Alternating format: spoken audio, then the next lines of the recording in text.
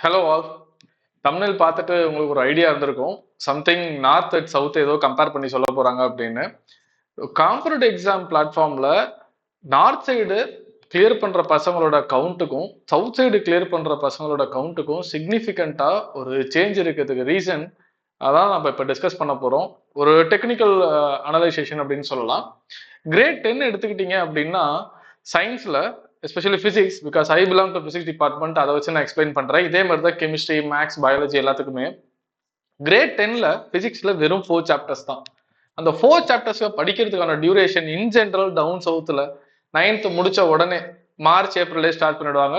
So அடுத்த நான் maximum March போட்டிருக்கேன், பிப்ரவரியில எக்ஸாம் வந்துடும். ஸோ பாத்தீங்கன்னா எப்படி பார்த்தாலும் மேக்ஸிமமா நமக்கு 11 மந்த்ஸ் தான். பிசிக்ஸ்ல ஒரு 4 சாப்டர் படிக்கிறதுக்கு கிரேட் 10ல 11 மந்த்ஸ் டைம் இருக்கு. அதே மாதிரி கெமிஸ்ட்ரிலையும் பயாலஜிலையும் எடுத்துக்கலாம். ஏன்னா 11th வந்தோட்டையுமே பிசிக்ஸ் தனியா, கெமிஸ்ட்ரி தனியா, பயாலஜி தனியா, மேக்ஸ் தனியா தானே படிக்க போறோம். எஸ், அப்படியே கிரேட் 11க்கு வருவோம். ஜஸ்ட் ஒரு 2 மந்த்ஸ் கேப்ல பிப்ரவரியில் எக்ஸாம் எழுதுறாங்க, மார்ச் ஏப்ரல், ஆல்மோஸ்ட் ஏப்ரல்ல பிரிட்ஜ் கோர்ஸ் சில ஸ்கூல்ல இப்போ டவுன் சைத்துல நிறைய ஸ்டார்ட் பண்ணிட்டாங்க. 3 மந்த்ஸ் கேப் கூட எடுத்துப்போம். அதுக்கப்புறம் இந்த 4 லெசன்ஸ்ங்கிறது அங்க வந்து 14 லெசன்ஸா மாறுது. பிசிக்ஸ்ல சொல்றேன் நான், 14 லெசன்ஸா மாறுது. இது ஒரு நார்மல் கிராஃபே இல்ல, ஒரு டிராஸ்டிக்கான டிஃபரன்ஸ் தானே.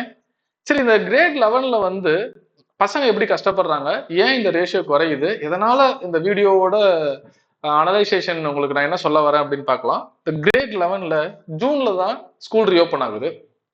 இந்த 14 சாப்டர்ஸை படிக்க பிப்ரவரி வரைக்கும் தான் எனக்கு டைம் இருக்கு. அப்படின்னு பாத்தீங்கன்னா ஒரு 9 மந்த்ஸ் தான் கிடைக்கும்.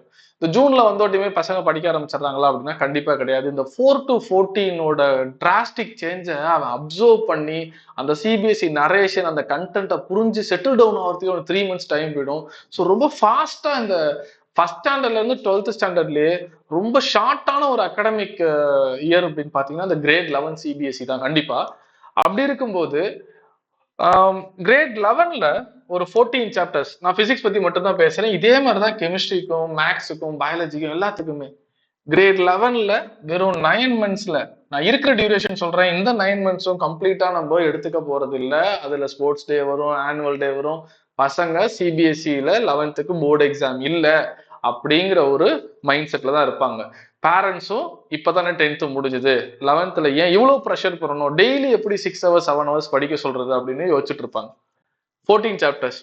கிரேட் 12ல 12 மந்த்ஸ் இருக்கு. 12 மந்த்ஸ்க்கு மேக்ஸிமம் இன்க்ளூடிங் லேப், அங்க ஒரு 14. இந்த 28 சாப்டர்ஸை பையன் படிக்கணும் காம்படிட்டிவ் எக்ஸாம்ல. சரி சார், நார்த்ல என்ன நடக்குது மெஜாரிட்டி அப்படின்னு கேட்டீங்கன்னா, நீங்க ஓடிடில இப்ப கோட்டா ஃபேக்டரின்னு ஒரு சீரீஸ் வந்திருக்கு. அதுல ரொம்ப கிளியரா டெக்னிக்கலா அந்த சைடு எப்படி கோச்சிங் போகுது அப்படின்னு காமிச்சிருக்காங்க. ஆஸ் அ டீச்சரா வி நீட் மோர் டைம். அது பேரண்ட்ஸுக்கு எப்போ புரிய வருது அப்படின்னு பாத்தீங்கன்னா 11th வந்தோட்டி தான் அவங்க அந்த கிரவுண்ட் ஒர்க் பண்ணி இவ்வளோ படிக்கணுமான்னு யோசிக்கும் போதே 6 மாசம் போயிடும் கண்டிப்பா. அப்போ எங்களுக்கு டைம் கம்மியா இருக்கு. இங்க ஸ்டஃப் எல்லாம் பயங்கர ஸ்டஃப் இருக்கு சொல்ல போனா நம்ம பசங்களுக்கு. என்ன ஒரே ஒரு ப்ராப்ளம்னா இந்த 9th 10th அந்த கோல்டன் டியூரேஷனை நம்ம மிஸ் பண்ணிடுறோம் மெஜாரிட்டியா. அதுதான் கண்டென்ட். இப்போ 9th-க்கும் 11th-க்கும் பிசிக்ஸை பொறுத்த வரைக்கும் பயங்கரமான ஒரு கனெக்ஷன் இருக்கு. 10th-க்கும் 12th-க்கும் ஒரு கனெக்ஷன் இருக்கு. 9th-ல படிக்கிற எதுவுமே 12th-ல வராது, 10th-ல படிக்கிற எதுவுமே 11th-ல வராது. இது பிசிக்ஸ்ல சொல்றேன். இதே மாதிரி ஒரு ஒரு சப்ஜெக்ட்டுக்கும் ஒரு ஒரு ஃபிளேவர் இருக்கு. அந்த சைடு எல்லாமே 9th படிக்கும் போதே 11th-ஓட 70% ஃபவுண்டேஷனை கம்ப்ளீட் பண்ணிடுறாங்க. ஹாப்பி லேர்னிங்ல ரஷ் பண்ணி முடிக்கிறது இல்லைல்ல. 10th படிக்கும் போதும் 12th வரைக்கும் முடிச்சிடுறாங்க. அப்ப அந்த 11th and 12th-ல அவங்களுக்கு மெஜாரிட்டியா ரிவைஸ் பண்றதுக்கும் நியூமரிக்கல் சால்வ் பண்றதுக்கும் ஏகப்பட்ட டியூரேஷன் இருக்கு. ஸோ இது எல்லாமே ஒரு வீடியோக்காக மட்டும் பேசுறது கிடையாது. Inside a classroom as a டீச்சரா நாங்க ஃபேஸ் பண்றது. இங்க ஜூன்ல பையன் உள்ள வரும்போது பயங்கரமான ஒரு பேஷனோட தான் உள்ள வருவான். நான் ஜேஇ மெயின் கிளியர் பண்ணணும், நான் ஜேஇ அட்வான்ஸ் கிளியர் பண்ணணும், நீட் கிளியர் பண்ணணும் அப்படின்னு. இதுல நீங்க இந்த 28 சாப்டர்ஸ் படிக்கும்போது ஜேஇ பொறுத்த வரைக்கும் கொஸ்டின் வந்துட்டு அன்பிரடிக்டபிள் தான். ஒரு சில சாப்டர்ஸ்ல வந்து 4 கொஸ்டின்ஸ் வரும், ஒரு சில சாப்டர்ஸ்ல வந்து கொஸ்டினே வராது. ஏன்னா டோட்டல் சாப்டர்ஸ் 28, ஆனா ஜேஇ மெயினோட டோட்டல் கொஸ்டின்ஸே 25 தான். அந்த 25ல ரொம்ப வெயிட்டேஜான சாப்டர்ஸ்ல இருந்து கூட கொஸ்டின் வராம கூட இருந்திருக்கு.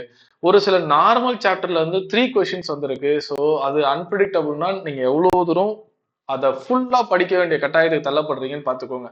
அண்ட் எழுத போற எக்ஸாம்ஸ் கவுண்ட்டும் சரி 18 lakhs. நீட்லாம் சொல்லவே வேணாம், ரிப்பீட்டர்ஸ் அதிகம். ஜேஇயோட ரிப்பீட்டர்ஸோட நீட் ரிப்பீட்டர்ஸ் ரொம்ப ரொம்ப அதிகமா இருக்காங்க. ஸோ நம்ம பசங்க ஒரு நார்மலா 12th முடிச்சுட்டு போறவன் அவன் செட்டோட போட்டி போட போறது இல்ல. அவனோட சீனியர்ஸ் நீட்டு பொறுத்து எடுத்துக்கிட்டீங்கன்னா அவனோட வயசு ஜாஸ்தி, 2 வருஷம் 3 வருஷம் ரிப்பீட் பண்ற சீனியர்ஸோட போட்டி போடும்போது அந்த 11th 12th டியூரேஷன் மட்டும் பத்தாது. இதுல ரெகுலரா 11th 12thல அவன் லாங்குவேஜும் படிக்கணும். இப்ப நீட் எடுக்கிறாங்க, இங்க இருக்க சில பேரண்ட்ஸ் பிசிபி மட்டும் ஸ்டிக் ஆன் பண்ணிக்கிறாங்களான்னா மெஜாரிட்டியே கிடையாது. அஸ் அ டீச்சர் நான் நிறைய மீட்டிங்ல பேசியிருக்கேன். பிசிபி மட்டும் வேணாம், நான் மேக்ஸுக்கு சேஃபர் சைடா மேக்ஸ் எடுத்துக்கிறேன், நாளைக்கு நீட் கிடைக்கலன்னா நான் இன்ஜினியரிங் போகணும்ல அப்படிங்கிறதுக்காக இவ்வளவு ஷார்ட் டியூரேஷன்ல அவன் 4 சப்ஜெக்டும் படிக்கிறான் பிளஸ் ஒரு லாங்குவேஜ். இதுல மேக்ஸ் ஹெவியா இருக்கும். நீட்டு படிக்கிறவங்களுக்கு பேசிக்ஸ் மேத்தமெட்டிக்ஸ் நார்மலாவே நாங்க எடுத்துருவோம். பட் ஆனா பேரண்ட்ஸுக்கு அது அவ்வளவா புரியறது இல்லை. ஸோ பையன் நிறைய நேரம் மேக்ஸோட போர்டு மார்க்கையும் கான்சென்ட்ரேட் பண்ண வேண்டியதா இருக்கு.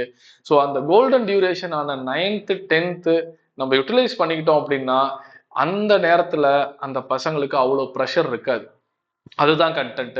ஸோ இந்த கிளாரிட்டி உங்களுக்கு கிடைச்சது அப்படின்னா உங்களோட ப்ரிப்பரேஷனை நீங்க ஸ்டார்ட் பண்ணும்போது நல்ல கிளாரிட்டி இருந்ததுன்னா 9th 10th இப்போ இதெல்லாம் கோல்டன் டைம்ஸ் தெரியுமா. ஆக்சுவலா இந்த டவுன் சவுத்துல இப்போ இந்த மே வெக்கேஷன் இந்த வீடியோ போற இந்த டியூரேஷன்ல நிறைய பேர் ரொம்ப ரிலாக்ஸா இருப்பாங்க. ஆனா அங்க அப்படி கிடையாது. கிட்டத்தட்ட 10th லீவ்ல 12தோட ஃபர்ஸ்ட் வால்யூமே கிட்டத்தட்ட முடிச்சிருவாங்க. அப்போ நமக்கு அவங்களுக்கு எவ்வளவு டிஃபரன்ஸ் இருக்குன்னு பாத்துக்கோங்க. நான் இதை வந்துட்டு டவுன் சவுத்துல உள்ள பசங்களுக்கு ஸ்டஃப் கம்மியோ டேலண்ட் கம்மியோ நியூமரிக்கல்ஸ் சால்வ் பண்ற கெப்பாசிட்டி கம்மிங்கிறதுக்காக கம்பேர் பண்ணல. நான் பேசிட்டு இருக்கிறது அந்த ஷெடியூலிங், அந்த பிளானிங், அந்த டைமோட இம்பார்ட்டன்ஸ் பத்தி தான் சொல்றேன். ஸோ இது உங்களுக்கு ஒரு ஐ ஓப்பனிங்கா இருக்கும்னு நம்புறோம். கீப் ஆன் வாட்சிங் அண்ட் தேங்க்யூ ஆல்.